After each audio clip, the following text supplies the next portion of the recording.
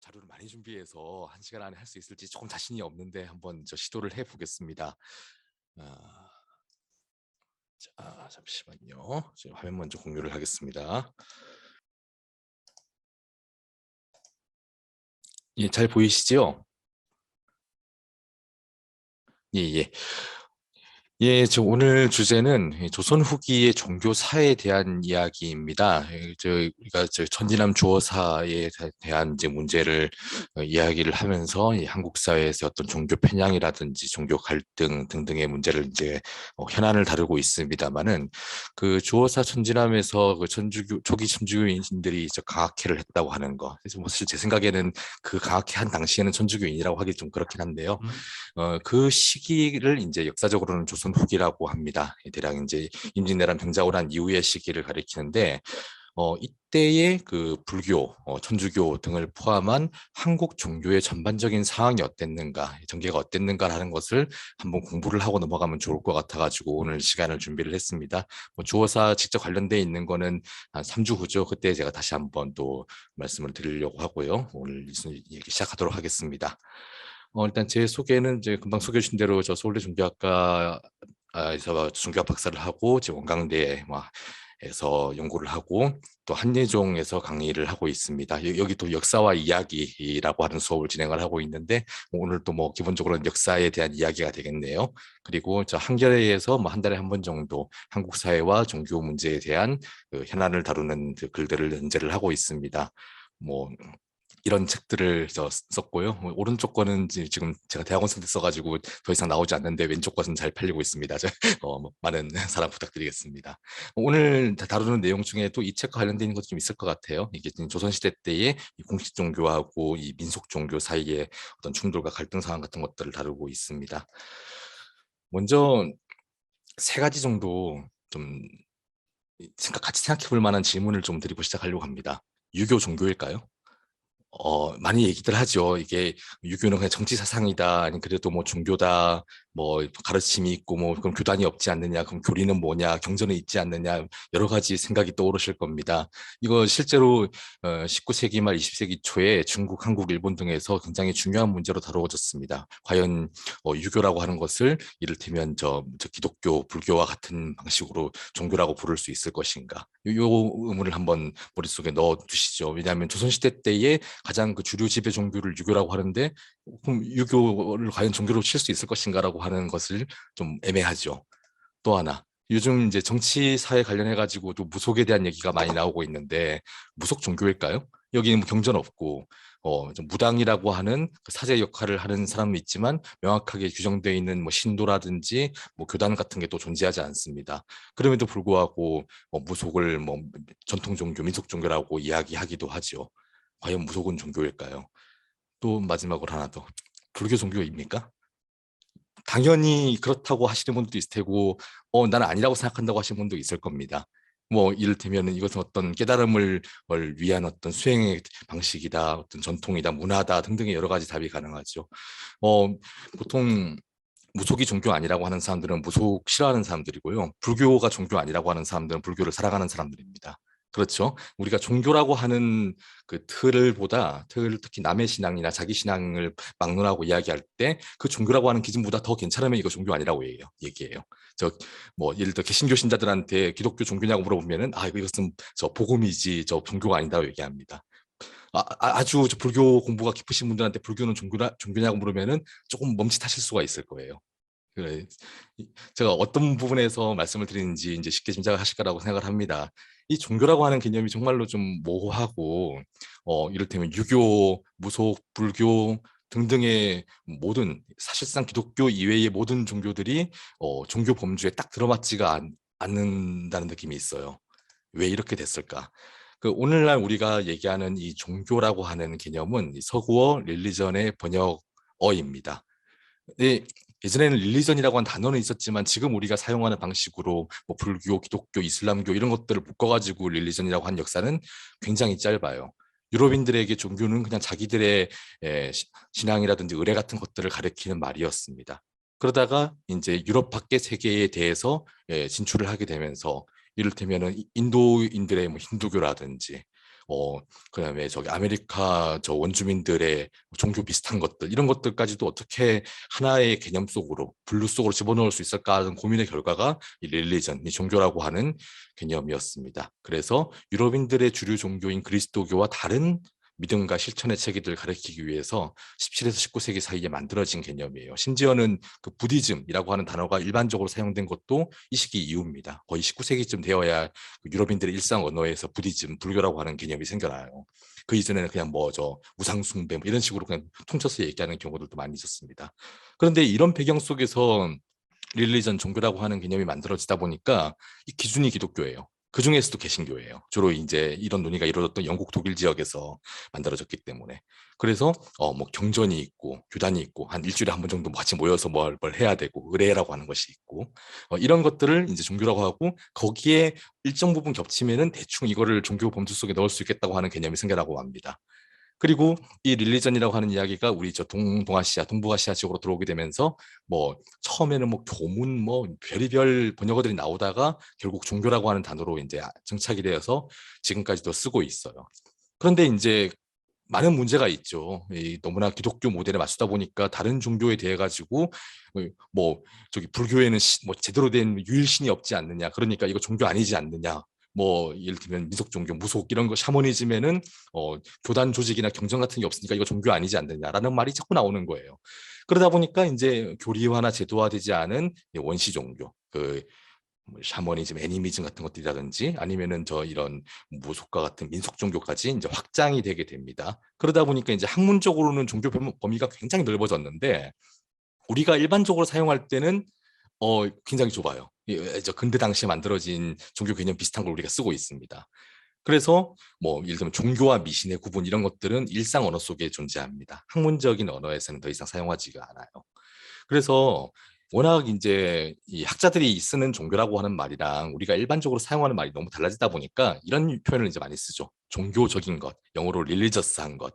뭐냐면은 전통적인 의미에서의 이 종교 이외에 인간의 상상력이 만들어낸 모든 그 문화적인 구성물들, 거기에는 아주 어떤 심오한 인간 본질에 대한 탐구 같은 것도 있고 아니면 정치와 결합되어 있는 어떤 초월적인 것들의 체계 같은 것도 있고 아니면은 저 건강이나 뭐 저기 이런 막 기복을 바라는 그런 실천들도 있고 이런 것들을 모두 포함하는 것들을 이제 종교적인 것으로 들어갑니다. 그러다 보니까 뭡니까? 저기 뭐 스포츠 팬덤 저 부산 출신인데 저 롯데 자이언츠에 대한 팬덤이라든지 아니 BTS에 대해서 막 가지는 그 숭배와 그 온갖 그 공양들 이런 것들을 모두 공헌들 이런 것들을 종교적인 것으로 분류를 하기 시작합니다.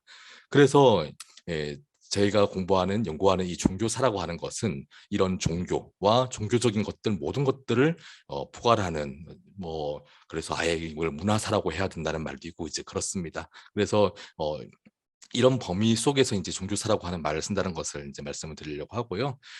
자, 지금 우리가 살고 있는 한국을 포함한 이 동아시아의 경우는 언제 어떤가? 오늘은 이제 조선 후기에 대해서 주로 말씀을 드리겠습니다만은 그 역사 얘기를 하면 그래요. 자기가 이야기하려고 하는 시대를 얘기하기 위해서 그 앞 시대가 너무 중요해가지고 그 얘기를 더 많이 하게 되는 경우가 있는데 오늘도 약간 그럴 것 같습니다. 그대로 넘어가 보지요. 각 지역이나 종족별로 한국, 중국, 일본 이 지역에 각각 이제 모시는 신들이 있고 이런 산이라든지 물 같은 곳들에 대한 성스러운 장소들이 모두 존재를 했습니다. 보통 이제 한 시족이나 가문 단위에서 모시는 신이 있고 이제 그런 식이었죠. 그러다가 이제 여러 지역의 작은 세력들을 아우르는 이제 왕조 국가들이 생겨나기 시작합니다. 그때 이제 그 왕가 국왕의 신성성을 강조하기 위해서 그 지배 집단들이 갖고 있던 그 종교들 그런 신에 대한 숭배 같은 것들이 중심이 되는 그런 아주 대규모의 신화와 의례 체계가 구성이 됩니다. 하지만 이거 가지고는 굉장히 큰 규모의 제국이라든지 통일국가들을 관장하기는 좀 어려워요.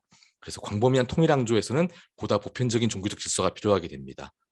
그래서 이제 저 중국에서 들어오게 된 유교라고 하는 체계, 그리고 이제 인도에서 들어오게 된 불교 등등의 이제 체계가 도입이 되면서 기존의 종교 질서를 한편으로는 밀어내고 한편으로는 그 융합되면서 각 지역의 독특한 종교 문화를 만들어 가죠. 이게 이제 고대에서 일어난 일입니다. 특히 한국의 이제 삼국시대를 보죠. 잘 아시다시피 삼국시대에 이제 고구려 백제 신라가 시기를 조금 다르게 해서 이제 불교를 도입을 하게 됩니다. 그러면 이제 그 이전까지 있던 각 지역의 토착적인 종교들은 어디로 갔을까요? 이런 자료가 삼국유사에 나오는데요. 지금 평양대에 그 지혜라고 하는 비구니 스님이 있었는데 아주 훌륭한 사람이었대요. 그런데 어느 날 꿈에 여선 신선이 나타났답니다. 여선이 나타나가지고는 나는 이 선도산, 경주 신라에서 굉장히 신성하게 생각했던 지금도 경주에 있는 산입니다. 거기에 있는 신모인데 네가 이 불전을 닦고자 하는 것이 아주 가상하여서 아니 신선이라면서 절 짓는 거를 도와준대요. 그래서 어, 내가 보시를 할 테니까 그 주존 짓고 삼상장식하고 53불하고 육류성중하고 뿐만 아니라 천신, 오악신군 이런 것들을 모두 마련을 해서 점찰법회를 정기적으로 해라 이렇게 얘기를 합니다. 그래서 깨워가지고 그 선도산 그 여신의 사당 밑을 파봤더니 진짜로 그 금이 있더라는 거예요. 그래서 이제 절을 마련했는데 잘 보시면은 불상 모시는 것도 있지만은 다른 뭐 오악신군 이런 것들은 철저하게 산신 같은 것들이죠. 그래서 기존에 있던 그런 신중들하고 새롭게 도입된 이 불교하고 이 두 가지가 굉장히 이제 자연스럽게 융합되어 있다는 것을 이런 자료를 보시면 알 수가 있습니다. 물론 지금 현대 한국 사찰에도 뭐 삼성각이라든지 산신각 등에 보면은 이게 아주 불교 전통이 아닌 신격들이 이제 포함되어 있는 경우도 있긴 합니다만은 고대에는 이제 이게 더했던 거죠. 자, 그래서 이제 그 외에도 불교, 유교 외에도 도교라고 하는 또 이제 중요한 전통이 있습니다. 이거는 고구려 말의 연개소문에 대한 이야기인데요. 연개소문이 이렇게 얘기했다고 해요. 이 삼교, 유교, 불교, 도교를 이야기합니다. 이건 소태 발과 같아서 옛날 소튼 세 개의 발이 있었죠. 그래서 고구려에 지금 유교와 불교는 모두 흥한데 도교가 없어가지고 이 천하에 이 도를 다 갖췄다고 할 수 없다. 그래서 이제 당나라에 도사를 불러와라고 해서 예, 도교 시설을 만들고 경전도 이제 사오고 하는 이런 것들을 합니다. 그래서 기본적으로 고대 그리고 더 나아가서 중세까지의 동아시아에서는 유불도를 다 갖춰야 뭔가 좀 제대로 된 나라를 만들 수 있다라고 하는 그런 사고방식이 있었던 것 같아요. 이제 각자의 이제 기능이 있고요. 이런 관점은 그 고려를 세운 태조 왕건이 남긴 훈요십조라고 하는 문헌에서도 나타납니다. 뭐 10개의 조항이 있습니다만 그중에서 종교 관련된 것들을 이렇게 뽑을 수 있는데요. 첫 번째, 우리 국가의 대업은 여러 부처의 도움을 받은 것이다. 그래서 선종과 교종의 사원을 개창하고 아주 기도에 힘쓰도록 하라. 불교에 대한 얘기 하나가 있고요. 그 다음에 이제 도선이 여러 사원을 위치를 지정을 하게 했는데 이거는 이제 도선이라고 하는 스님이 나오긴 하지만 사실은 풍수지리에 대한 얘기입니다. 그래서 도선이 지정한 그 지역에만 사찰을 지어라. 풍수에 대한 관점이 나타나 있고요. 그 다음에 이제 유명한 고려의 연등회와 팔관회가 있죠. 연등회는 당연히 이제 불교 의례인데 팔관회는 뭘까요? 지금은 이 비슷한 기사는 없지만은 이거는 천신, 하늘의 신과 5개의 산, 명산과 대천과 용신을 섬기는 그 기존의 그 신라 고려에 있었던 어떤 토착적인 종교 전통과 관련돼 있는 의례라는 걸 알 수 있습니다. 이런 것들을 열심히 하라는 걸 후손들에게 10가지 가르침을 남기면서 무려 3개를 반영을 해서 이렇게 종교의 어떤 다양성에 대해서 이야기를 하고 있습니다. 그리고 이제 우리는 조선이라고 하면은 굉장히 유교 일변도의 나라로 생각하기가 쉽습니다만은 저 고려는 좀 달랐어요. 고려에 왔던 그 송나라 사신에 쓴 그 기록들을 보면은 고려 왕도 개성에는 이런 종교 시설들이 있었다고 합니다. 먼저 복원관이라고 해가지고요, 도교의 최고신인 삼청을 모신 신이 있고요. 여기 엄청나게 많은 절들의 이름이 있는데 여기 전부 다 그 개성 그 성벽 안팎에 있던 절들입니다. 절들로 가득 차 있는 도시였어요. 그만큼이나 아주 불교 중심적이었고 여기는 지금 우리가 일반적으로 생각하는 그 산사로서의 기능만이 아니라 뭐 수행의 기능만이 아니라 요즘으로 생각하면 정말 문화센터 그리고 각 그 지역별 어떤 공동체들이 그 모이고 집회도 하고 하는 정말 여러 가지 기능을 하는 의례 기능과 사회적 기능이 모두 포함되어 있는 기능을 한 게 이 수많은 사찰들의 역할이었습니다. 그 외에 이제 그 토착적인 신들. 그 고려 때 이제 거란이 많이 공격을 해오죠. 그걸 막아줬다고 믿어진 산신, 숭산신을 모시는 대규모의 그 사당이 있었고요. 주몽의 어머니 동신성모라고 하는데요. 그 하백의 딸 유화 그를 모시는 동신사라고 하는 사당에도 있었습니다. 그리고 그 개성에서 그 강타고 중 예성강 강타 올라가다 보면 합골룡사라고 해가지고 물의 신을 모신 사당이 또 있고요. 또 오룡묘라고 해서 다섯 신을 모신 사당이 있었습니다. 그야말로 다신교 국가였던 셈이죠. 그래서 고려는 아주 불교 일변도도 아니었고 그렇다고 뭐 유교만 막 내세우는 것도 아니었고 이렇게 다양한 어떤 종교적인 실천들, 시설들 같은 것들이 뭉쳐 있는 굉장히 다종교적인 사회였다는 것을 이런 것들을 보고 알 수 있습니다. 그러다가 이제 조선이 건국이 된 거예요. 이 조선을 새로 건국한 세력들은 뭐냐면은 기존의 이 왕조는 이 적폐 세력이다라고 생각을 하고 이제 새로운 정권이 들었을 때마다 이제 다들 그렇게 얘기하듯이 했는데 여기는 뭐냐면 고려는 불교 때문에 망했다라고 이야기를 할 필요가 있었던 거죠. 그리고 그 주도한 세력들도 대부분 굉장히 그 하드코어한 요즘 말로 하면 근본주의적인 관점을 갖고 있는 그런 그 유자들이었습니다. 이 유교인들을 유자, 뭐 유생 등등으로 제가 표현을 할게요. 여기서 이제 만들어진 여러 가지 불교 그 억제 제도들이 이런 것들이 있죠. 일단 절세로 지지 말라. 그리고 사찰의 토지하고 노비는 모두 국가 거다. 그리고 종파를 줄입니다. 고려 때 아주 제도적으로 있는 종파가 1406년만 해도 11종류의 종파가 확인이 되는데 그게 불과 1년 후에 7개로 줄어듭니다. 그러다가 1424년 되면 이 선교 양종으로만 하지 그 안에 있는 뭐 여러 종파들은 인정하지 않는 방식으로 나옵니다. 그리고 이제 개인의 자유로운 출가를 금지하고요. 시험 봐요. 시험 봐서 경전 외계한 다음에 또 배승우필 꽤 거금인데요. 요까지 내야 이제 도첩이라고 하는 승려의 신분증을 줍니다.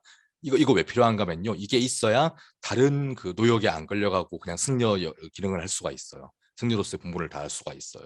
그래서 이 도첩제도 처음에 생길 때는 이게 어떤 승려들을 억제하려고 하는 불교 억제의 그 일환이었습니다. 그리고 불교 외에도 이제 경성 내에 그 한양 도성 안에 그 무당이 거주하거나 출입하지 못하게 했었고요. 그리고 승려들이 이 제도 왜 있는지 모르겠는데요. 승려들이 민가에 가서 묵는 걸 또 못하게 했어요. 예외가 뭐냐면 자기 이제 속가 가족들 때만 되고 나머지는 절에서만 자야 돼요. 그래서 이제 뭔가 이동성이나 아니면 신자들과의 이런 밀접한 교류 같은 것들도 차단을 했다는 걸 알 수가 있습니다. 그리고 고려 때만 해도 이제 수도에 도교 사원 같은 것들도 있고 했었는데 이제 조선에도 국가 도교 사원인 수격사라고 하는 곳이 있었습니다. 이것도 이제 점차 철폐하는 방향으로 나아가게 돼요.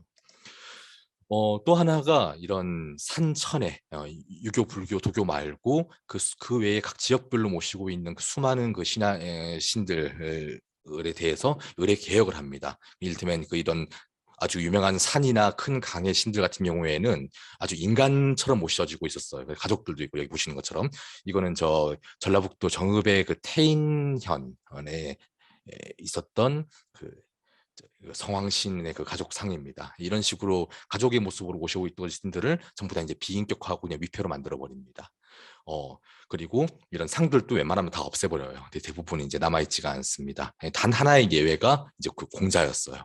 공자는 다른 신들은 이 앞에 붙어 있는 칭호 같은 것도 다 날려버렸는데 공자는 대성지성 문선왕이라고 하는 이 칭호를 남기고 이 상도 대부분 남겨놓습니다.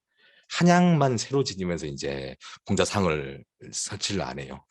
그러니까 이런 방식으로 각 이 지역에서 모시고 있는 여러 신들을 일종의 표준화를 합니다. 1430년에 이 일을 하기 위한 프로젝트가 이제 가동이 되고요.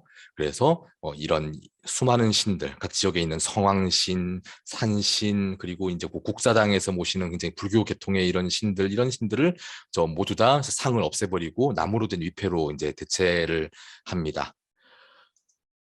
자, 더 나아가서 이 앞에 것들은 이제 좀 제도적으로 이제 국가 의례를 하는 공간을 그쪽 이제 말로는 약간 정화하는 의미였다고 한다면은 조선 한 중기쯤 되면은 이 유생들이 그 민속 종교들을 가지고 이제 공격을 하기 시작해요.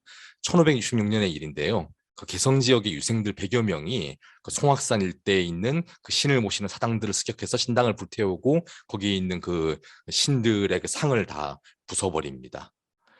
그리고 이 사람들은 나중에 얘기할 그 문정왕후와 보우의 그 양종복원 불교 중흥운동에 대해서도 이제 강하게 반대하는 모습을 보입니다. 철저하게 유교 중심의 국가로 나아가야 한다는 것들을 볼 수가 있죠. 그때 당시의 기록들을 보면은 뭐 저 7개의 신사가 송악산 근처에 있었는데 여기는 왕족부터 백성들까지 모두 가가지고 저 예물을 바치고 있었다는 것을 보고 이 유생들이 몰려가서 아까는 100명 공식 기록이 100명이라고 했는데 여기 200명이라고 했던 기록도 있습니다. 신당을 불태우고 대왕대부인이라고 하는 그 신상을 끌어내서 깨어 부쉈습니다. 그래서 이 당시에 그 왕실에서 아니 그 왕실에서 모시는 신인데 어떻게 이렇게 할 수가 있냐라고 해서 이 유생들을 잡으려고 했는데 그 한양에 있는 관리들하고 유생들이 전부 다 이 사람들 어, 저 구출해 내려는 운동을 해가지고 마침내 그 탄원을 해가지고 결국 다 풀려나게 되는 이런 사건이 일어나게 됩니다. 어, 그래서 이 개성에 있는 유생들이 신당을 습격한 것은 이 시기에 이제 각 지역의 살인들, 굉장히 강한 유자로서의 정체성을 가진 사람들이 중앙 정계에 진출했다고 하는 배경과 굉장히 깊은 관련이 있습니다. 이 사람들이 내세운 명분은 음사에 대한 거부였어요. 그 조선시대 때의 그 유자들이 유교에서 다른 종교 전통들에 대해서 반대하는 개념이 두 개가 있는데요. 하나가 이단이고 하나가 음사입니다. 이단이라고 하는 말은 지금 저 기독교 같은 데서 쓰는 거랑 약간 개념이 달라요. 유교 이외에 다른 어떤 사상적인 가르침에 가깝습니다. 그래서 불교나 도교가 여기 들어가요. 나중에는 저 서학, 천주교도 여기에 포함이 됩니다. 음사는 뭐냐면 실천, 의례, 제사와 관련이 있어요. 그래서 유교적으로 다 규정이 되어 있는 주상에 대한 제사라든지 아니면 국가에서 하는 그 지역의 신들에 대한 국가 의례 이외의 모든 의례들은 적합하지 않은 정당하지 않은 의례라고 해서 제사라고 해서 그걸 이제 음사라고 불렀습니다. 이런 관점에서 보면은 불교는 이제 이단에 포함될 테고 이런 지역에 사는 산신 모시고 하는 것들은 전부 다 음사에 포함이 되겠죠. 그리고 이렇게 이단과 음사를 거부하는 사람이야말로 진정한 유자다. 이 유교의 국가 조선에서 진정한 이 지배 엘리트가 될 만한 자격이 있는 사람이다라고 하는 그런 이데올로기가 여기서 드러나고 있습니다. 그렇다면 불상 어떻게 했을까요? 불교에 대해서. 지금 보면은 저 공자상 빼고는 다 때려 부수고 있거든요. 저기 산신상, 서왕 다 부수고 있거든요. 불상 어떻게 했을까요? 자, 여기에 대해서 굉장히 흥미로운 기록이 있습니다. 이제 16세기 인물인 유몽인의 어우야담에 이런 내용이 있어요. 내가 중국에 갔을 때 절을 유람하고 있는데 과거에 응시하러 서울에 가는 선비들이 모두 불상 앞에 늘어서 절을 한다는 거예요. 유몽인이 보고 이상하다. 우리나라에서는 저 선비들이 전부 다 저 불상 보면은 절을 안 하고 막 저 심지어 침 뱉고 막 그러는데 왜 얘들은 이럴까 하고 물었더니 중국 선비들은 다들 불상 보면 절해요라고 얘기를 합니다.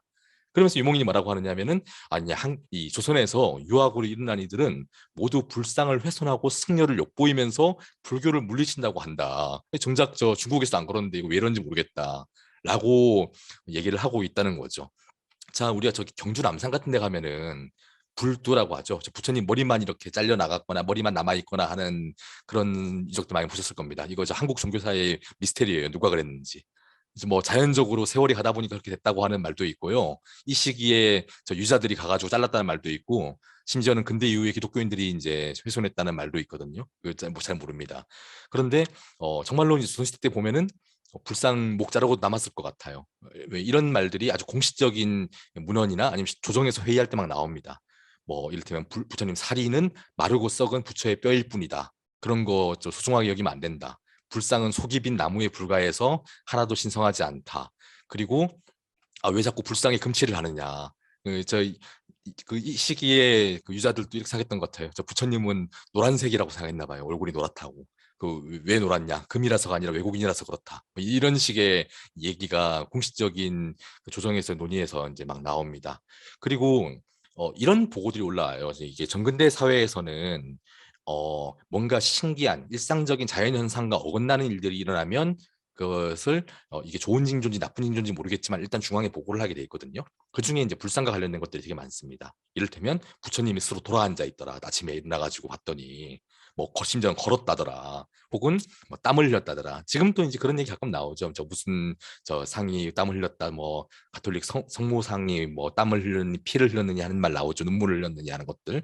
이런 보고들이 굉장히 많이 나타나게 됩니다. 여기에 대해 가지고도 아니 저 불상이 스스로 움직였다면 그게 요괴지 뭐가 성스럽냐라는 식으로 이제 비꼬는 이자들의 기록들도 있고요. 그리고 불상이 땀을 흘리는 것처럼 보이는 것은 이건 저 습한 기운이 맺혀가지고 물이 된 거다. 굉장히 합리적인 설명을 하면서 그 신성성을 거부합니다. 심지어는 뭐 불상에 빌었더니 예, 아주 좋은 일이 일어났다, 병 나았다 이런 이야기들이 나오면은 그건 잡귀가 저 상에 붙어가지고 하는 거다. 이게 이제 유자들의 기본적인 입장이에요. 이런 태도가 뭐 일본 물론이고 중국에서도 잘 안 나타나거든요. 아주 조선의 그 유교적인 엘리트들이 얼마나 불교에 대해서 이제 적대적인 감정을 가지고 있었는가를 알 수 있습니다. 물론 나중에 살펴보겠지만은 개인적으로는 이 사람들이 불당에 가고요. 그리고 유자들하고 저 승려들하고도 이렇게 잘 놀고 하거든요. 그런데도 불구하고 공식적으로는 이런 입장을 얘기해야 이 조선 사회에서 엘리트 노릇을 할 수 있다는 믿음이 있다는 거죠. 심지어는 뭐 이런 사건도 있습니다. 저 어떤 유생이 어, 저 대비가 만든 저 국왕의 엄마가 만든 불상을 가져다가 불살라 버리는 이런 사건들도 저 있었고요. 이거 가지고 처벌해달라고 하니까 국왕이 뭐 하지 말라고 한 경우도 있고, 그리고 1500년에는 유생들이 그 불상을 꺼내어 가지고 땅에 던져서 부수기도 하고요. 이거는 이제 저 재물손괴죄로 지금으로 좀 재물손괴죄로 처벌을 받았습니다. 지금 이런 게 16세기 말에 하경청이라고 하는 유생이 있는데 뭐 이 사건 아니면 이름이 알려지지 않은 사람이에요. 근데 평안도 묘양산에 있는 보현사라고 하는 절에서 과거 공부를 하고 있었습니다. 지금 또 이제 고시 공부하고 할 때 이제 절에 들어가는 사람도 있습니다만은 어, 이 절에서 이게 공부하고 있으면서 진짜 배망덕한 사람이죠. 어떤 부자가 와가지고 여기서 수륙제를 하고 있으니까 이제 이 아이 제자를 써야 되죠. 칼을 갖고 들어가가지고 저 밤에 불상의 눈을 파내고 코를 베고 얼굴을 깎아냅니다. 그 다음날 아침에 이제 스님들하고 이제 신자들이 와가지고 이게 뭔 일이냐 무슨 재앙이냐고 막 놀라니까 막 울고 난리가 나니까 뒤에서 키득키득 됐다 이런 내용들이 남아 있습니다. 자, 이런 걸 보면 이런 불상에 대한 혐오라든지 폭력적인 태도가 굉장히 체질화되어 있다는 걸 알 수가 있죠. 하지만 그럼에도 불구하고 대놓고 뭐 불상을 직접 부수거나 하는 것은 굉장히 예외적이고 우발적이었습니다. 아까 얘기했던 뭐 성왕신 부수고 이거랑은 조금 또 다른 것 같아요. 그리고 이게 더 나아가서 어떤 일까지 일어나냐면 공자도 예전에는 전부 다 이렇게 상으로 모셨거든요. 요것도 다 제거를 해버립니다. 이건 아예 국가에서 주도를 해서 예전에는 이 개성에 있는 그 성균관에 대성전이라고 하는 공자의 그 전이 있죠. 여기에 이제 공자를 비롯한 제자들이 전부 다 상으로 모셔져 있었는데 저 사찰의 나한상처럼 그거 전부 다 빼가지고 땅에다 이제 묻어버립니다. 이건 뭐냐면은 타 종교에 대한 이런 이미지, 상이나 그림으로 되어 있는 신상에 대한 거부, 불상에 대한 혐오가 강해지고 강해지다가 마침내 이게 이제 유교 자신의 상에 대해 가지고도 적용이 된 거거든요. 이거 다 위표로 모셔야지 왜 이거를 마치 부처처럼 마치 불교처럼 왜 상을 모시느냐 이렇게 얘기를 해요. 이거는 불교에서 온 거기 때문에 공자도 상으로 모시면 안 된다는 얘기로까지 발전이 되게 된 겁니다. 자, 이런 내용들이 있었는데 이게 16세기 때 사건인데요. 아직 우리 조선 후기까지 가지도 않았습니다. 벌써 시간은 반을 다행히 달려가고 있는데 큰일이네요. 자, 이 과정에서 굉장히 흥미로운 사건 하나를 소개해 드리려고 합니다. 16세기 후반에 연대는 분명하지 않습니다만은 천연이라고 하는 스님이 있었습니다. 근데 이 스님이 지리산 천왕봉에 지금도 천왕사라고 하는 사찰이 있어가지고 그 안에 그 지리산의 여신인 지리산 성모상을 모셔두고 있거든요. 근데 이게 예전에는 절에 있지가 않고 산 정상 부근에 신당이 있었어요. 그래서 그 지역민들이 기우제도 하고 이렇게 했습니다. 지역민들만이 아니라 관에서도 가서 하고 했어요. 그런데 이 스님이 천왕봉에 있는 그 신당을 불태워버리고 거기에 있는 성모상을 때려 부셔버렸어요. 그 돌로 만들어진 것을. 자, 왜 이랬을까요? 이 스님은 원래 그 무반 출신의 그 무과급제자 출신의 그 양반가 자손이었습니다. 그러다 집안이 몰락한 후에 출가를 했어요. 나중에 이 사건보다 한참 뒤에 임진왜란 때 저 휴정 스님을 따라가지고 승병으로 종군하기도 했다는 기록이 있습니다. 자, 여기에 대해서 이제 아까 얘기했던 그 유몽인의 기록이 있어요. 이 사람은 사대부들과 교류를 했습니다. 지금 우리 이름 알려져 있는 굉장히 많은 그 유자들하고 굉장히 친하게 지냈어요. 원래 양반 집안이기도 했고, 그러면서도 아주 굽신굽신하는 게 아니라 굳세어서 기계를 낮추지 않았다고 합니다. 그러다가 지리산 천왕봉에 이 성왕신으로 불리는 석조상, 이 성모상이 있었는데 무당들이 그걸 받들어 모시고 있었다. 그리고 귀신을 숭상해서 사람들이 거기다 재산을 바치고 하는 걸 보고 아 이건 옳지 않다라고 여겼던 거죠. 그래서 이 기록에 의하면 이 전은선사가 주먹을 휘둘러서 돌로 된 상을 부숴버렸다고 돼 있습니다. 이거는 좀 전문 같아요. 그래 이것 때문에 놀라가지고 좀 무당들이 기세가 꺾여서 다시는 백성들을 속이지 못했다라고 하는 기록이 있습니다. 그리고 저 퇴계 이황과 그 논쟁을 했다고 하는 유명한 그 기대승이라고 하는 사람 있죠. 이 사람도 이 천연과 굉장히 친하게 지내면서 이런 시를 줬습니다. 아, 이 괴이한 도깨비가 이 저 성모상이죠. 작은 위력을 떨쳐서 사납게 굴었지만은 똑바로 쏘아보고 용맹을 떨치니까 연기처럼 소멸되었다. 이런 시를 지어줍니다. 무슨 얘기냐면은 이 천연 스님이 기대승을 만나서 이렇게 얘기해요. 내가 이 성모상 때려 부수려고 갔더니 뭔가 이상한 그 괴이한 기운 같은 것들이 리메의 망량과 같은 것이 나를 막아서는데 그거를 내가 법력으로 확 날려버렸다라고 이제 얘기를 하거든요. 그래서 그걸 가지고 이제 시를 쓴 거예요. 그래서 그걸 끌어내서 쳐부숴서 굴 속에 쳐넣었다. 이런 시가 남아 있습니다. 자, 이런 것들을 보면요. 조선시대 때 특히 중기쯤 넘어갈 때 나타나는 거 뭐냐면 이른바 저 우상 파괴, 성상 파괴라고 하는 그런 흐름이었던 것 같아요. 뭔가 신성한 것들을 상을 가지고 모시는 것들을 고려 시대까지 굉장히 많았거든요. 그 예를 들면 저 조선 고려의 그 태조 왕건 같은 경우는 또 신상으로 만들어서 동상으로 만들어서 모셨습니다. 그런 것들이 엄청 많이 제거가 돼요. 이 중국이나 일본에서는 잘 일어나지 않았던 한국에서 있던 사건입니다. 그래서 이 상으로 모시는 거는 저 부처님 말고는 지금 거의 다 안 남게 돼요. 이 아주 오래된 상들이 이 시기에 상당히 많이 사라집니다. 심지어는 이 스님마저도 뭐 불상이 아니면은 좀 때려 부수는 게 낫다고 이렇게 생각했을 정도니까요. 무당들이 모시는 상은. 자, 이 조선시대 때 이런 전반적인 분위기를 볼 필요가 그런 식으로 이제 우리가 파악할 수가 있을 텐데요. 그러면 이제 이 시기 이제 불교는 어땠는지를 한번 봅시다. 자, 처음에 이제 말씀드렸다시피 조선 전기 때의 이제 불교 억제 정책으로 정식 출가가 금지가 되고요. 이 교단 체제가 이제 각 종단이 해체가 됩니다. 아, 그리고 이제 점점 나가다가 이제 나중에 이 도첩 대신에 저 초창기에는 저 시험 친 사람들 도첩을 해서 승려의 신분증으로 쓰게 해줬는데 그것도 폐지를 해요. 대신에 이제 어, 노역을 하게 하고 거기에 이제 동원됐던 사람들한테 호패를 주면서 이제 정식 신분증을 줍니다. 스님들이 주로 어떤 노역에 동원했냐면은 일단 토목공사, 집 짓는 거 저 많이 들어갔고요. 그 다음에 사찰에서 종이라든지, 그 다음에 이제 포사라고 이제 옛날에 불렸던 절도 있죠. 두부 만드는 절이라는 뜻이거든요. 실제로는 두부만이 아니라 왕실 제사에서 쓰이는 제수용품들을 이제 절에서 이제 생사를 많이 했습니다. 자, 이렇게 엄청 괴롭히는 것 같으면서도요. 왕실에서는 특히 왕실 여성들은 굉장히 열심히 또 불교 의례를 하죠. 특히 이제 나라에서 기우제 할 때는 저 절에서 또 합니다. 그리고 수록제도 나라에서 할 때 또 승려들을 참여를 시킵니다.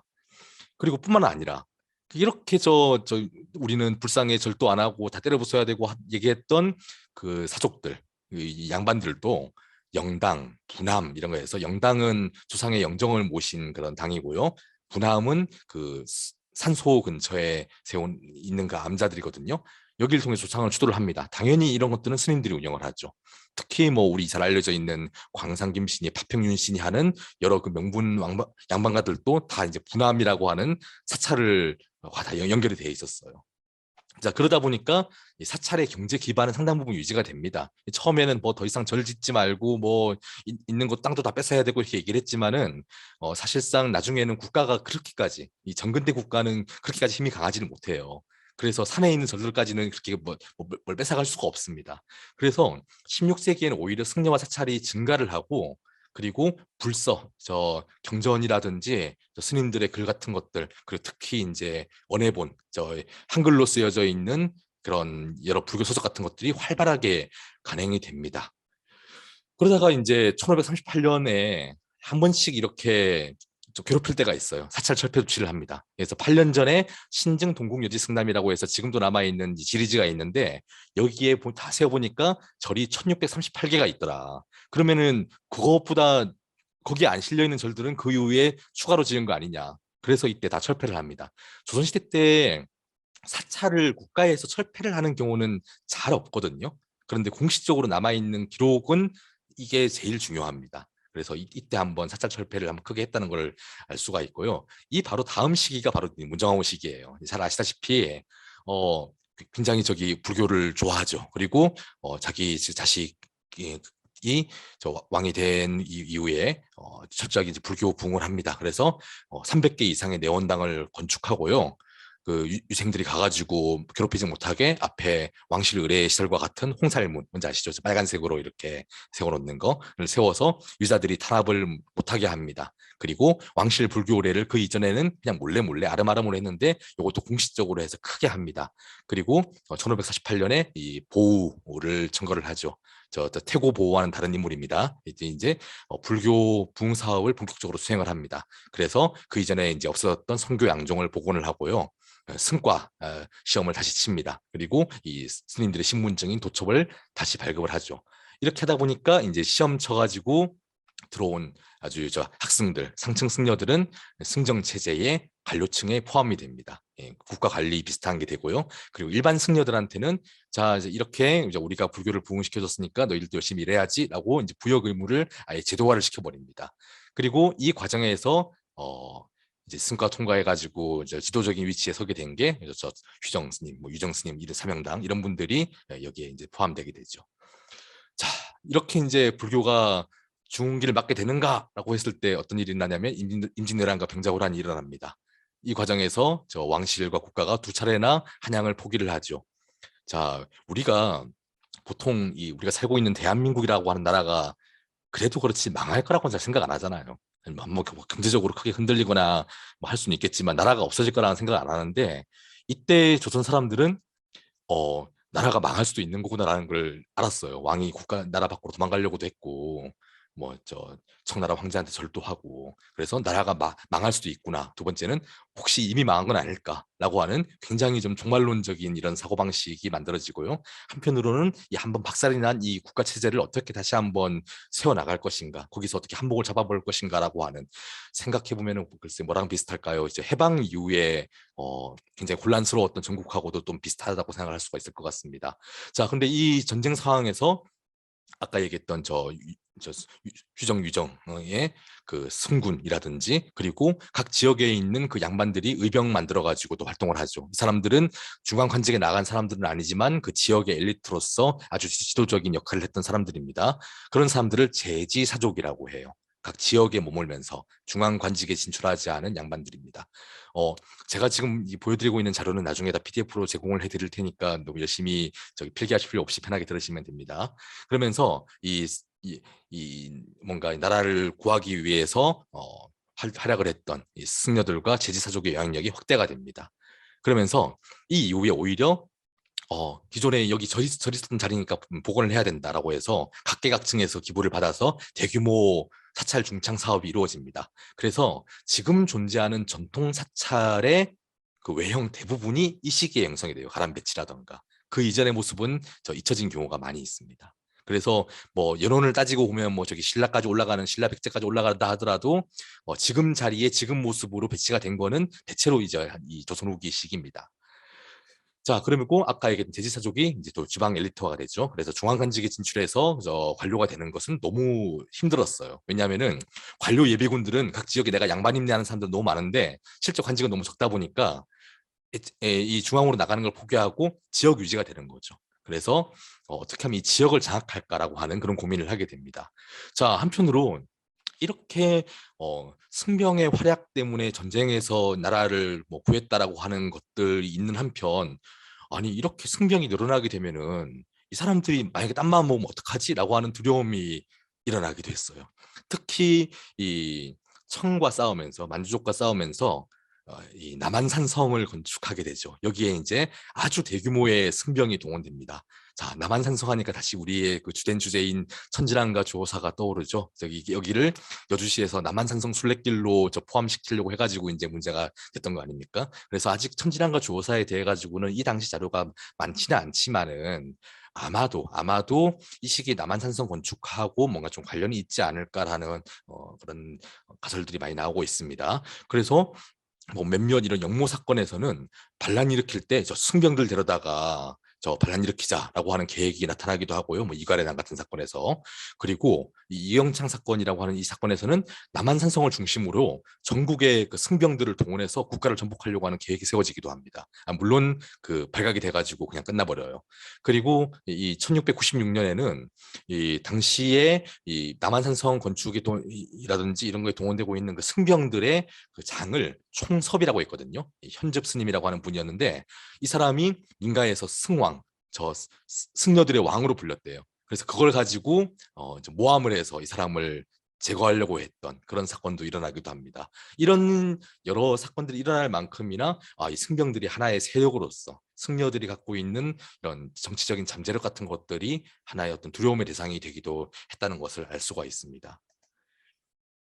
이런 것들을 보면은 이제 한편으로는 불교가 조선 후기 때 우리가 생각하는 것보다는 굉장히 빠른 성장세를 겪고 발전을 하기도 했고 사회 세력으로서도 이제 어느 정도 커지고 있었고 또 한편으로는 조금 두려움이라고 하는 것들도 탄압의 어떤 요인들도 함께 생겼다는 걸 알 수가 있을 것 같습니다. 자, 그럼 이제 유교는 어땠는가 보면요. 마찬가지로 다 때려 부수고 새로 지어야 되는 상황이었어요. 그래서 유교적인 공간들을 기존에 없던 것들을 만들기 시작합니다. 전통적으로 조선 초부터 향교라고 하는 것들이 지금도 이제 오래된 도시들 가면 다 하나씩 있죠. 그래서 뭐 교촌이라고 하고 그런 동네들을 여기 공자를 모신 대성전을 중심으로 해서 이 학교 기능도 하고 거기 제사도 지내는 그런 공간입니다. 근데 여기에 더해서 서당이라고 하는 걸 만들어요. 지금 우리는 저 훈장님이 아이를 가르치는 그거 생각하는데 한 16세기 때는 이제 16, 17세기 때 뭐라고 했냐면은 이렇게 얘기를 합니다. 이거는 저 예천에 있는 금곡서당에 대해서 복일도라고 하는 사람이 한 말인데 승려와 도사들은 산을 누비고 다녀도 사람들이 별 이상하게 생각하지 않는데 우리 유자들은 수련장 한두 곳이 있을 뿐인데 저 쟤들 이상한 놈들 아닌가 하고 흘겨본다. 그래서 맨날 저 절에 가서 공부해야 된다. 그래서 따로 건물을 만들어 가지고 저 일종의 암자처럼 저 유교 암자를 만들려고 했던 그런 시도로 볼 수가 있습니다. 그렇다면 이제 암자 아니고 그 사찰에 해당하는 건 서원이죠. 이거는 이제 향교는 공자를 모시는 곳이고요. 여기에는 아주 유명한 도학자, 유학자를 모시는 이것도 교육 공간이고 의례 공간이기도 합니다. 이거는 아주 각 지역별로 사활을 건 프로젝트였어요. 그래서 그 지역에서 아주 중요한 그 문중의 수술을 하고 관하고 민에서 다 후원을 받습니다. 그리고 승려의 노동력을 또 집 짓는 거는 다 스님들이 가요. 그리고 토지와 노비를 또 관에서 수여를 받아가지고 보유를 하고 국왕이 현판 같은 거 써가지고 내려주기도 합니다. 그런 걸 사액서원이라고 하죠. 그리고 이거 저 다른 수업에서 아마 이미 들으셨겠지만은 기존에 사찰이 있는 거를 진짜 폐사를 시켜버리고 그 자리에 가람배치 그대로 놔둔 다음에 유교적으로 바꿔버리기도 하고요. 지금 우리가 지금 유네스코 유산으로 지정되어 있는 서원들이 그런 여러 가지 과정을 통해서 만들어졌습니다. 이 대략 이 시기예요. 그리고 이제 또 하나가 사당이에요. 이거는 이제 각 문중 집안의 의례 공간입니다. 그래서 제사의 주된 장소를 그 이전까지는 저 무덤 가서 했는데 그걸 사당으로 이제 이동시키려고 하는 그런 시도가 이루어졌고요. 한편으로는 그 묘 있는 곳, 상소 있는 곳에도 의례를 위한 시설이 있습니다. 아까 저 분암이라고 했죠. 암자 하나 지정해가지고 거기서 이제 조상에 대한 수모를 했던 것을 이것도 유교식으로 바꿔버려요. 제실이라고 하는 걸 만들었는데 이것도 해당 지역에 있는 절이나 암자를 개조해서 만들기도 합니다. 새로 짓는 것도 있고 아니면 절이 있으면은 그거를 리모델링을 해서 유교 시설을 바꿔버리는 그런 시도가 활발하게 일어났던 거죠. 그리고 중앙의 국가의례에서도 앞에 얘기한 건 지방에서 일어났던 일이고요. 중앙의 국가의례도 유교화가 됩니다. 잠깐 얘기했습니다만은 조선 전기까지만 하더라도 나라에서 기우제를 하잖아요. 그러면은 저 스님들이나 저 무당들을 들어가지고 했습니다. 그래서 조선 전기만 해도 뭐 오룡제 그리고 용제 심호두는 뭐냐면요. 호두가 저 호랑이 대가리거든요. 호랑이 대가리를 용왕이 살고 있는 용신이 살고 있다고 하는 연못이나 그런 데 막 처박아 버려요. 좀 던져 버려요. 그러면 용신이 화가 나서 용하고 호랑이 사이가 안 좋으니까 몸부림을 바다닥 칠 거 아닙니까? 그러면 용이 이제 비를 불어오게 될 것이다. 뭐 이런 식의 믿음을 갖고 있었던 그런 기우제입니다. 근데 그것만이 아니라 폭무는 뭐냐면요. 무당들을 땡볕에다가 풀어놔요. 한여름에 그 가물 때. 그러면은 이 사람들이 그러면서 기도를 열심히 합니다. 진짜 샤우팅을 하면서 기도를 합니다.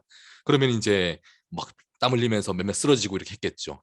이거 왜 했냐면 이게 교제였거든요. 이거 왜 하냐면은 무당들이 만약에 하늘의 그 신들에게 사랑을 받는 존재라면은 이 무당들을 괴롭히면 불쌍해서 하늘이 비를 내려주지 않겠느냐라고 하는 믿음으로 정당화가 됐어요. 이런 식의 기후제가 국가 주도로 이루어졌고요. 그리고 저 스님들은 그런 식으로 땡볕에 뭐 어떻게 하진 않고요. 각 사찰에서 기도를 하게 이렇게 또 했습니다. 그 외에 이제 어린이들 동자 기도 같은 것도 이루어지고, 그리고 이제 나중에 비가 오잖아요. 나중에 비가 오면은 이런 기후제에 참여한 사람들한테 포상을 해야 되는데, 처음에는 스님들을 국가에서 동원을 해가지고 하다가 포상도 하고 하다가 나중에는 동원해서 해놓고는 비 오면은 또 그냥 무시해버려요. 이건 좀 음사고 우리가 정말 믿어서 하는 게 아니라 저 승려들의 기도가 도움이 된다고 믿어서가 아니라 그냥 뭐라도 해야 되니까 한 건데 왜 우리가 상을 줘야 되느냐 이러면서 그 입을 싹 닦아버립니다. 못했죠. 예, 그러다가 조선 후기가 되면은 아예 이런 절차들을 싹 없애버리고 이렇게 열도 절차로 유교만의 절차로 이제 다 정비를 해버립니다. 더 이상 뭐 무당 뭐 스님들 이제 안 써요. 하지만 그럼에도 불구하고 잘 보면은 뭐 어린아이들한테 기도시키는 것들 남아 있고요. 기존에 이런 용에게 제사를 지내던 그런 장소들도 남아 있고, 동기가 뭐냐면 어린 기생들이에요. 기생들에게 기도를 하게 하는 거, 무당 대신 하는 거죠. 그리고 11번 기우제에서 비 안 오면은 오방토룡제라고 하는 제사를 하는데, 흙으로 5방위에, 중앙을 포함한 5방위에다가 용을 만듭니다. 그 다음에 이 용한테 막 채찍질을 하고 제사도 지내고 하면서 용에게 비를 내리게 하는 그런 제사예요. 별로 유교적이지 않죠. 그래서 유교 단독으로 의뢰를 하겠다고 하면서 무당들도 배제하고 불교도 배제하고 했는데 어, 정작 이 유교 의례라고 하는 것도 그렇게 유교적이지만은 않은 굉장히 이상한 형태가 만들어집니다. 또 하나가 이제 여제인데요. 이 불교에서 큰 의례 중에 하나가 이제 수륙제죠. 이게 이제 조선 전기까지만 해도 국가에서 운영을 했고, 이것은 이제 국행수륙제라고 했습니다. 지금 저 남아있는 저 진관사 같은 경우가 이제 국행수륙제제를 했던 사찰이죠. 이제 얼마 전에 이제 복원을 하고 문화재 지정도 하고 했는데, 이 제사는 나라에서 왜 이걸 수륙제를 하냐면은 제사를 받지 못한 귀신이 있죠. 비명 행사를 했다거나 객지에서 죽었다거나 혹은 뭐 전쟁에서 집단적으로 사람들이 죽었다거나 억울한 누명을 쓰고 죽었다거나 이런 사람들이 제대로 천도를 받지 못하면은 이 이승을 떠돌면서 여러 가지 재앙을 일으킨다고 하는 믿음이 있었습니다. 그래서 그거를 이제 전문적으로 처리할 수 있는 게 저 수륙제라고 믿어져 가지고 국가 지원을 해서 이루어졌고요. 그러다가 이것도 뭘 그런 거 하는데 저 불교를 끌어들이냐라고 하면서 유교식 의례인 여제로 이제 바꿔 놓습니다. 여기 보이는 게 그 여제가 이루어졌던 여제단입니다. 자, 보면은 각 지역 단위에서도 그렇고 중앙에서도 그렇고 뭔가 이제 유교 국가라고 하는 걸 좀 더 철저하게 하려고 하는 시도가 한편 보이지만은 이건 어디까지나 지배 엘리트들의 이야기고요. 민간에서는 아까 말씀드렸지 않습니까? 나라가 망할 수도 있다고요. 곧 망할 것 같다고요. 거기다가 17세기 말쯤 되면은 아주 엄청난 대기근이 일어납니다. 엄청 자연재해와 전염병들로 아주 난리가 돼요. 전쟁 때보다 사람들이 더 많이 죽습니다. 그러면서 사람들이 일종의 그 종말론 같은 걸 갖게 돼요. 그래서 조선 왕조는 곧 멸망할 거고 새로운 왕조가 출현할 것이라고 하는 예언이 유행을 하게 됩니다. 그리고 그렇게 왕조가 바뀔 때는 엄청난 자연재해도 일어나고 전쟁도 일어날 거기 때문에 그걸 피해서 안전한 장소로 가야 된다. 이른바 십승지 같은 곳을 정해서 이주 운동하는 것들이 또 조선 후기에 활발하게 일어납니다. 그리고 새로운 왕조는 정씨, 이제 이씨 왕조인데 정씨 왕조로 바뀔 거라고 하는 그런 믿음이 나타나게 되고요. 요걸 가지고 이제 반란을 일으키고 하는 사람도 생깁니다. 유명한 뭐 정감록이니 도선비기니 남사고비결이니 하는 책들도 그런 예언을 담고 있는 책이었죠. 또 그리고 이제 어, 이런 사람들도 많이 볼 수 있었습니다. 이제 풍수, 관상, 전복 같은 걸 업으로 하는 이제 술사들, 풍수쟁이들, 뭐 그리고 이제 법사들, 스님을 가리키는 법사가 아니고요. 그 술법을 쓰는다고 하는 지금 저기 요즘 우리 언론에 많이 나오고 하는 게 그런 의미거든요. 그 술법을 사용하는 법사들 이런 사람들이 굉장히 활발하게 활동을 했습니다. 뿐만 아니라 이 사람들이 왕이라든지 세력가들에게 접근을 해서 자기 영향력을 얻으려고 시도하기도 했습니다. 뿐만 아니라 이 양반 사족들 중에도 이 술수를 배우는 사람들이 늘었어요. 뭐냐면은 양반인데 유자인데 어 과거 시험에서 중간 관료로 진출하기는 너무 어려우니까 그건 포기. 그리고 지역에서 엘리트 노릇하기에도 자기 집안이 안 좋거나 뭐 공부를 너무 그렇게 학문적인 권위가 없거나 하면 그것도 안 돼요. 그럼 뭐 하냐면은 술사들처럼 이런 거 수습 배우는 겁니다. 왜냐면은 한문할 줄 알잖아요. 그래서 이런 술서들을 배워가지고 그걸 갖고 저기 귀신 쫓아내주고 사람들 뭐 사주 봐주고 이런 거 하는 양반들이 세상에 많이 나타나게 되는 거죠. 자, 그리고 도인이라고 하는 사람들도 나타납니다. 한국에는 중국 같은 경우에는 여러 개의 그 도교 교단들이 있어요. 그런데 이거는 조선시대에는 거의 발달하지가 않습니다. 대신에 중국에서 들여온 이런 도교 책들 같은 거 가지고 수행하면서 불로장생하고 신통력 얻으려고 산에 들어가는 그런 사람들이 많이 나타나게 됩니다. 지금도 계룡산 같은 데 가면은 자연인 생활하는 분들 중에 그런 사람들 있죠. 자, 뿐만 아니라 무당들도 움직임이 심상치가 않아요. 어, 이- 그리고 이 무당들이 일종의 어떤 종교 교단화하는 모습도 17세기 즈음에 많이 나타납니다. 이때 공통적으로 나타나는 키워드가 생불신앙이에요. 살아있는 부처. 이건 불교적인 의미에서의 부처님하고는 관련이 별로 없습니다. 이를테면 이게 처경이라고 하는 사람이 있었는데 이 사람은 일단은 승려라고 자처를 했어요. 그런데 굉장히 신도들한테 인기가 많았습니다. 특히 여성 신도들한테. 그리고 저 무당들도 굉장히 많이 찾고 왕실 여성들도 이 사람한테 뭐 너무 남자한테 너무 예뻤대요. 이제 그리고 이 사람이 나중에는 자기가 그 아주 비극적인 죽음을 맞은 소현세자의 유복자다라고 얘기를 하다가 나중에 영모죄로 이제 잡혀가지고 죽습니다. 그런데 그로부터 몇십 년이 지난 후에 어떤 무당이 이 처경이라고 하는 사람을 신으로 모시고 있던 게 또 발각이 되는 사건이 일어나기도 합니다. 또 흥미로운 건 1688년의 여환 사건인데요. 여기도 생불이 나와요. 기마천불사에 여환이라고 하는 스님이 있었는데 이 사람이 이제 생불로 또 불리고 있었대요. 그런데 어느 날 그 산에서 수행을 하다가 그 미륵과 칠성이 강림을 해서 자기한테 이 나라의 미래를 맡기는 그런 일종의 그 신비 체험을 합니다. 그래서 그걸 바탕으로 해서 황해도에 있는 그 무당들하고 이제 어떤 조직을 만들어요. 그리고 이 황해도 문역 원양하고 결혼을 합니다. 이제 그래서 다 같이 영모 계획을 하는데 뭐냐면은 이제 미륵이 이제 곧 출현을 해서 기존의 세계를 다 부숴버리고 홍수로 다 쓸어버리고 새로운 세계를 만들어 줄 거기 때문에 우리가 저 한양에 들어가기만 하면은 나라를 차지할 수 있다. 이렇게 사람들을 선동을 해서 한양 도성안에 실제로 침공을 했다가 나중에 저 잡혀서 다 영모죄로 처벌을 당하는 그런 사건이었습니다. 자, 그리고 또 다른 사건에 차충골 사건에서는 이것도 황해도인데요. 진인을 숭배하는 무당들이 있었어요. 그래서 그 정시생불, 이 진인이라는 의미였던 것 같아요. 이를 위해서 기도를 하다가 또 적발돼가지고 죽은 사람들이고, 그 다음에 이제 1758년에도 이것도 황해도예요. 그래서 자기가 생불이라고 주장하는 세 명의 여성들이 무당들을 또 모아가지고 또 조직을 만들어요. 그러니까 무당들이 기존에 자기들이 모시던 그 신당들을 다 부숴버리고 방울 같은 그 무구들을 다 없애고 그 이 사람들을 따라갔다는 거 아닙니까? 그러니까 이게 지금 같으면은 이 사람들이 무슨 종교 단체를 만들었겠죠.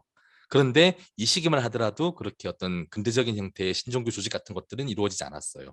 그럼에도 불구하고 기존의 뭐 유교, 뭐 불교, 도교와 같은 어떤 시스템에도 만족하지 못하는 사람들이 뭔가 이 무당들을 중심으로 해가지고 혹은 생불이라고 하는 카리스마적인 인물을 중심으로 해서 막 모이려고 했던 움직임이 있다는 걸 알 수가 있죠. 그런 과정에서 뭐가 들어왔냐면은 천주교가 들어온 거예요. 그러니까 천주교에 대한 지식 자체는 16세기 문헌에서부터 등장을 합니다.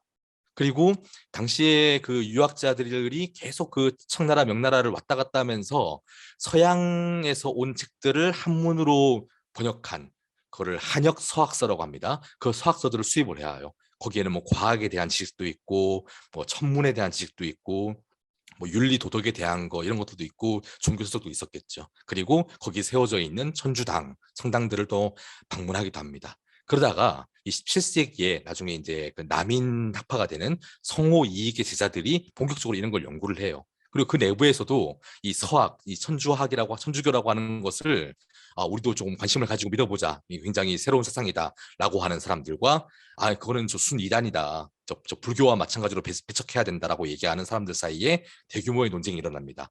여기서 이거 서학을 믿는 사람들 해서 신서파 그리고 서학을 공격하는 사람들에서 공서파라고 합니다. 이거 둘 다 성호 이학파 내에서 일어났던 거예요. 그 논쟁이 잘 나타나 있는 게 공성파의 대표적인 인물이었던 그 수남 안정복이라고 하는 사람의 천학문답이라고 하는 글이 있습니다. 이거는 뭐냐면은 그 신서파들의 그 주장들, 서학을 받아들이고자 하는 그 주장들에 대해 가지고 하나하나 답을 하는 그런 문헌이에요. 이걸 보면 뭘 할 수 있냐면요. 이때만 해도 그 천주교를 천학이라고 불렀어요. 하늘에 대한 학문. 나중에 가면 사학한 학문이라 해서 사학이라고 하거든요. 근데 처음에 이게 도입됐을 때는 그렇게 생각하지 않았다는 거예요. 그래서 그리고 뿐만 아니라 이 사람들이 천주교에 대해서 되게 많은 걸 알고 있습니다. 이를테면 이 대부, 천주교에서 저 세례를 받을 때 대모나 대부를 지정해 가지고 후견인으로 삼죠. 그런 내용들, 그리고 이 성수로 이 몸을 정화하는 것, 이런 것들에 대해서도 다 하고, 그다음 벼로를 정한다, 세네명 정하는 거, 이런 거 다 알고 있었어요. 아직 저 들어오기도 전인데. 근데 여기 대해서 뭐라고 비판하냐면, 아, 그거는 불씨가 하는 양태다. 불씨는 불교를 비하할 때 쓰는 말입니다. 여기에 뭐 법사, 율사 하는 게 사제와 마찬가지고, 팔을 그을리거나 뭐 관정하는 이런 게 있으니까 요게 저기 세례와 같고 하니까 이거는 성인의 가르침을 익힌, 이분 뭐라고 하냐면, 우리 중국 사람들이 행할 것이 못 된다. 자기를 놀랍게도 야, 조선 사람인데 중국 사람이라고 하고 있습니다. 이 뭔지 아시죠? 그 명나라 망한 후로 조선이 중화다, 우리가 중국이다라고 하는 관념이 드러나 있어요. 그러니까 우리는 이 유교 문화를 지켜나가야 할 중국인데 어떻게 저런 서양 오랑캐들의 종교를 믿을 수 있겠느냐라고 하는 그런 관점이죠. 또 이런 것도 재밌습니다. 도교, 불교, 그리고 서사, 그러니까 서쪽 선비들, 천주교를 얘기하는 거죠. 얘들이 마귀라는 말을 많이 한다. 마귀, 마군이 얘기하는 거 이거 뭐냐라는 거에 대해서 뭐라고 얘기하느냐. 이게 이제 어 굉장히 그리스도교에 대한 지식이 만들어갈 수 있어요. 뭐냐면은, 아, 원래 천주가 순신을 만들었는데 이거 천사거든요. 이걸 천신이라고 했고, 요게 나중에 천주와의 인연을 끊고 악신이 되어서 지옥에 떨어졌다. 이거 뭐냐면은 그 타락천사 루시펠에 대한 이야기거든요. 심지어 이런 것까지도 유자들이 알고 있었어요. 그러니까 그만큼이나 이 사람들이 그 서학에 대해서도 굉장히, 천주교에 대해서도 굉장히 많은 걸 알고 있었고, 그 중에서는 깊이 믿는 사람들도 있었고, 비판하는 사람들은 욕을 하고 있고. 그럼에도 불구하고 뭔가 국가에서 이 사람들을 뭐 이런 저 천주교 책을 읽는다거나 뭐 아니면은 뭡니까 저 천주교 신자가 되었다고 해가지고 뭐 탄압하거나 잡아 죽이거나 하진 않았어요. 그래서 뭐 이게 어디까지 이어지냐면, 천지람 주호서 사건 났을 때 마찬가지입니다. 그때 숨어서 뭐 꼭 절에 숨어가지고 읽어야 되는 책이 아니었던 거예요. 그냥 공개적으로 읽어도 되는 책이었던 거예요. 그때까지만 해도. 그러다가 이후에 어떤 일이 나느냐, 바로 이 유명한 진산 사건이라는 게 일어나죠. 말씀드렸다시피 그전에 천주교는 천학이라고 불렸고 뭐 논쟁은 했지만은 탄압할 대상은 아니었는데, 이때 이르러가지고 조상의 위패를 저 땅에 묻었다고도 하고 불태웠다고 하지만 제거를 하는 게 나타나게 되고, 그 사건 때문에 천주교가 이제 사악한 학문으로 지목이 됩니다. 이 시점에서 정약용 같은 초기 신자들이 이탈을 해요. 자기 형들은 남아 있죠. 형은 남아 있는데 정약용은 이때부터 천주교 이제 안 믿는다고 이제 공개 선언을 하기도 합니다. 그러다가 이게 발전을 해가지고 1801년에 우리 보통 그 천주교에서는 신유 박해라고도 하는, 신유 교옥이라고 하는 대규모 그 박해 사건이 일어납니다. 여기 뭐 여러 가지 정치적인 이유가 있죠. 이때 노론벼파가 정권을 장악하게 되는데, 이 남인들을 제거하려고 봤더니 남인이 대부분이 천주교예요. 그래서 이 사람들을 제거하려고 했고, 막 조사를 하다 보니까 몇 년 전에 이 중국인 신부인 준모라고 하는 사람이 들어와가지고 포교 활동을 하고 있다는 게 드러났네요. 그래서 거기다가 이제 황사형 백사라고 하는 문건이 발견됩니다. 그러면 선주교인들이 그냥 뭐 이단 이런 게 아니라, 잘못된 믿음을 가진 자가 아니라 역적으로서 처형이 되게 됩니다. 대체 무슨 내용이 있었길래 그랬냐면요. 이게 저 빽빽하게 쓰여져 있는 글자도 안 보이시죠? 여기 이제 황사형 백서라고 하는 비단에 쓴 글입니다. 요거를 저 북경 천주당을 통해 가지고 교황청으로 조선의 천주교인들이 보내려고 했다가 걸렸어요. 뭐라고 나와 있냐면은, 시간이 얼마 안 남았으니까 제가 짧게 요약을 말씀드릴게요. 어, 큰 배를 보내주세요. 큰 배를 보내줘서 이 조선의 병력은 굉장히 약하기 때문에 백성들이 군대를 본 적도 없다. 그래서 서양에서 큰 배 보내고 군대 와가지고 총 몇 번 쏴주면, 대포 몇 번 쏴주면은 얘들이 벌벌 떨면서 나라를 열어줄 거다. 이건 이 조선이란 나라는 소동과 공허라만 또 못하기 때문에 이렇게 해서 우리가 신앙의 자유를 얻어야 한다. 이건 뭡니까? 외세를 끌어들여가지고 저기 나라를 멸망시키겠다고 하는 얘기로 충분히 이길 수 있었겠죠. 그래서 이것 때문에 이제 천주교인에 대한 대규모 박해가 이제 가능해지게 된 겁니다. 그리고 여기에 큰 배역이 나오잖아요. 요거 되게 많은 사람들이 믿었던 것 같아요. 그래서 이를테면은 이때 박해당 이때 죽은 사람들 중에 이런 진술을 한 사람이 있습니다. 이 성스러운 해에 인천과 부평 사이에 밤동안 배 천척이 정박할 것이라고 했는데, 그러니까 지금 인천과 부평 사이는 육지지만은 예전에는 다 바다였거든요. 여기에 배가 들어오는데 이 배가 쭉 한강 따라 올라오면 한양이에요. 이거 무슨 얘기냐면 아까 얘기했던 정감록에 나오는 예언이거든요. 조선이 망할 때 인천과 부평 사이에 배들이 들어올 거다라고 하는 믿음이 있었어요. 근데 그걸 천주교인들이 이 예언을 아주 열심히 믿었던 거예요. 그걸 대신에 그 배를 뭐라고 해석을 하냐면 서양에서 보내준 배라고. 그리고 이 성스러운 해를 1800년으로 해석을 합니다. 왜 그러냐면 예수가 경신년에 태어났기 때문에 이때를 성스러운 해라고 했다. 이렇게 얘기하는 것도 있고요. 뭐 그 외에도 이 서양에 큰 배가 있다고 하니까 중국인 신부한테 그 배 내놔봐라. 그러면은 우리가 저 청나라로 쳐들어가 가지고 명나라의 원수를 갚을 수 있다. 이렇게 믿음을 갖고 있는 사람들까지도 있었습니다. 자, 그러다가 이제 19세기 때 저 천주교는 어떻게 되느냐? 이렇게 한번 대규모 박해가 싹 지나고 나니까 그 엘리트층 신자들, 양반 신자들은 거의 뭐 몰살을 당해요. 뭐 이벽이니 저 우리가 천지람 조사 할 때 등장하는 거의 모든 인물들이 이제 죽거나 유배가거나 합니다. 그러면서 점차 하층민들의 종교가 됩니다. 그래서 이 사람들이 상간벽지에 교촌을 만들어 가지고 19세기 말까지도 활동을 하고 서양 선교사들을 데리고 오려고 이제 시도를 하기도 합니다. 그래서 마침내 19세기 중반쯤에는 교황청에서 조선의 신자들이 이렇게 고생을 하고 있다고 하더라라고 하면서 선교사를 입국시키기도 합니다. 그러면서 이제 어쩌다 한 번씩 걸리면은 바퀴가 오기도 하지만은 상대적으로 안정적으로 신자들이 조금씩 이제 늘어나게 되고요. 한편으로 이제 이 서학 이외에도 동학도 있었죠. 동학도 이제 1860년대에 경주 지역에서 이제 발생을 하게 되는데, 동학 생길 때 그 동학 창시자인 그 수훈 최재우가 금강산 유점사에 있는 어떤 스님한테 천서 하늘에서 온 책을 받고 그걸 갖고 공부를 해가지고 마침내 하늘씨를 만나게 되었다고 하는 그런 이야기들 있거든요. 그래서 동학은 한편으로는 어떤 유교의 언어를 써가지고 지역의 엘리트들을 데리고 오려고 했고요. 그러면서 우리는 서학하고 달라서 우리 오리지널이기 때문에 위험한 학문 아니다, 위험한 종교 아니다, 들어와라 라고 하는 것도 있고, 한편으로는 이제 불교하고의 이런 연결성 같은 걸 이야기하기도 했고, 또 한편으로는 그 도교에서 하는 부적 태워가지고 먹어서 병 고치고 이런 실천들도 하는, 굉장히 그 유불도가 함께 결합되어 있는 것과 같은, 그러면서 어떤 신에 대한 관념 같은 건 또 되게 천주교하고 비슷하죠. 이런 식의 여러 신종교들이 이제 20세기 이후에 확 일어나게 되는데 그 시원이 된 게 이제 동학이라는 게였습니다. 자, 그리고 좀 마지막으로 그럼 이 시기에 한참 이 천주교 박살나고 동학 같은 거 나타나고 할 때 18, 19세기 때 불교계 동향은 어땠는가? 이때 사원이 굉장히 확대가 돼요. 신자들도 많이 늘어납니다. 그리고 신도와 승려들에 의한 여러 가지 사찰계 형태의 조직들도 굉장히 많이 일어나게 되고요. 뭐 동각계라든지 뭐 산신계, 뭐 미타계, 뭐 등등의 개들이 이제 등장하게 되고요. 우리 저 대불청 같은 경우도 이런 사찰계의 일종이죠. 이때 이 식으로 얘기하면은. 그리고 왕실과 세도 가문들의 후원을 또 받습니다. 그리고 우리가 저 삼보사찰이라고 하잖아요. 이 삼보사찰이라고 하는 말도 이 시기에 생겨요. 뭐 시기에 따라 가지고 뭐가 삼보냐 하는 게 조금 달라지긴 해요. 예전에는 뭐 예를 들면 저 통도사가 아니라 금산사가 저 법보사 저기 뭡니까 불보사찰이고 뭐 그러기도 했어요. 이런 말들도 나타나게 됩니다. 지금 우리가 알고 있는 형태의 불교가 만들어진 게 또 이 시기이기도 해요. 그리고 한편으로는 저 스님들의 문집이 또 간행되고요. 유학자들의 문집 많이 나오듯이 스님들의 문집 같은 걸로 이제 정리를 하고 그걸 따라가지고 어떤 문중계보 만들어지고 하는 것도 또 이 시기입니다. 그리고 선수행이라든지 이런 강경 같은 것들도 특히 화엄경 중심으로 해가지고 이런 공부하는 모임 같은 것들도 굉장히 많이 나타나게 되고요. 불교의 그 역사를 특히 이 동아시아 불교 역사를 다루는 책들도 많이 편찬이 됩니다. 그리고 유자들과도 활발하게 교류를 합니다. 이렇게 보면은 되게 잘 나갔던 것 같잖아요. 발전하는 것 같잖아요. 하지만 여기 사원에 이렇게 돈이 모이고 사람이 모이고 하니까 그걸 뜯어가려고 하는 사람도 많이 생겨나게 돼요. 특히 관청에서 계속 공물 내놔라고 합니다. 물건 내놔라고. 그래서 역설적으로 사찰을 중심으로 해서 여러 가지 형태의 수공업이 발전을 해요. 공물을 갖다 바쳐야 되니까. 자꾸 또 뺏어가니까.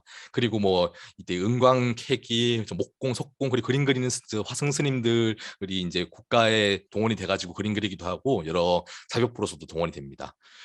자, 그리고 또 한편으로는 이런 식의 탄압도 이루어집니다. 1815년 이후에도 그 이전에도 이런 제도가 있긴 했는데 철저하게 안 지켰거든요.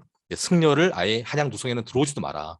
사족이나 왕실은 우리가 필요하면 갈 테니까 너희들은 도성에 들어오지 말라라고 하는 제도가 또 강화가 됩니다. 이게 나중에 1895년에 가서야 해제가 됩니다. 자, 뭐 굉장히 빨리 진행을 했는데요. 이제 질의응답 시간에 조금 더 이제 궁금하신 내용들을 얘기를 나눠보도록 하죠. 이제 결론적으로 말씀을 드리면요, 조선 후기의 이 종교 문화, 이 천지람 주어사 이 건이 있었던 조선 후기 종교 문화에 이런 특징이 있었던 것 같습니다. 첫째, 이 전쟁 이후에 중앙과 지방에서 그 지역을 장악하려고 하는 이런 유교 엘리트들에 의해서 유교적 지배 질서가 강화가 되었다. 그러면서 이제 기존에 있던 여러 공간들을 유교 공간으로 재편을 하려고 하는 게 있었다는 얘기를 했죠. 그리고 엘리트와 민중 모든 계층에서 계층 종교 문화가 굉장히 다양했다. 민중 계층 말할 것도 없죠. 술수도 하고 뭐 도참 예언서도 믿고 무당들이 무슨 조직도 만들고 하는 것도 있었고, 엘리트들도 이 서양에서 들어온 중국에서 들어온 책들을 보면서 도교 공부도 하고 천주교 공부도 하고 했던 겁니다. 그리고 그 과정에서 이 지배 질서에 대해서 저항하려고 하는 사람들도 굉장한 이 종교적 색채를 갖고 있었고, 그 과정에서 이 불교와 천주교는 물론 처해 있는 양상은 굉장히 달랐습니다만 이렇게 얘기할 수 있을 것 같아요. 탄압 속에서 성장했다. 그 제도적인 차원에서는 전혀 이제 시민 권리 인정받지 못하고 계속해서 억압을 당하고 괴롭힘을 당하고 심지어 잡아 죽이기도 하고 했지만은, 그 과정에서도 이 문화 계층으로부터 조금씩 조금씩 성장을 해서 이 근대 이후로는 이제 주요 종교가 됐다는 점에 있어가지고는 불교와 천주교가 굉장히 좀 비슷한 맥락을 갖고 있었던 걸로 볼 수 있거든요. 자, 이런 맥락 속에서 이 근대 그리고 현대의 종교 문화라고 하는 게 만들어졌고, 이런 과정, 이런 분위기 속에서 천지람 주어사의 강학회가 있었고 라는 것들을 우리가 좀 인식을 할 필요가 있을 것 같습니다. 이거는 물론 이 천지람이나 주어사에 관련해 있는 현안 이슈들하고 직접 관련된 건 아니에요. 이건 어디까지 배경 지식으로서 이제 말씀을 드리는 거지만은, 그럼에도 불구하고 이런 배경 속에서 천지랑과 주어사라고 하는 이 사건을 바라봤을 때 우리가 이 사건을 좀 더 입체적이고 좀 깊이 있게 볼 수 있지 않을까 하는 그런 생각에서 오늘과 같은 수업을 준비했습니다. 제 이야기는 여기까지 하겠습니다. 감사합니다. 함께해 주셔서 모두 감사합니다.